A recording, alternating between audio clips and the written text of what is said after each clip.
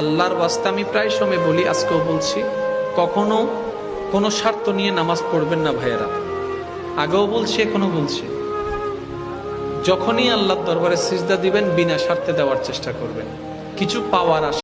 আল্লাহ কি বলছেন দেখেন, বান্দা তোর জন্য আমি 24টা ঘন্টা দিয়ে দিলাম। 24টা ঘন্টায় 5 ওয়াক্ত নামাজ পড়তে বেশি থেকে বেশি 1 ঘন্টা লাগবে। তুই 1 ঘন্টা আমারে দে, আর বাকি 23 ঘন্টা আমি তুলে দিলাম। দুনিয়াকে জিজ্ঞেস, যিনি খাওয়াচ্ছেন ফজরের নামাজটা না পড়ে ওনার হুকুম অমান্য করেছি, এটা যেমন সত্য, ঘুম থেকে উঠার আগে রিজিকের ব্যবস্থা, নাস্তার ব্যবস্থা আল্লাহ ঠিকই করে দিয়েছেন। এশারের নামাজটা আদায় না করে যে ঘুমে, আল্লাহ তুমি ধৈর্য ধারণকারীকে ভালোবাসো। একদিন যাবে আপনার কষ্ট, 2 দিনে কষ্ট আরো বাড়বে, 3 দিনে অপমান বাড়বে, 4th দিনে ঝামেলা বাড়বে, 5ম দিনে আপনার উপর টেনশন বেড়ে যাবে, 6ষ্ঠ দিনে আপনার উপর অত্যাচার বেড়ে যাবে।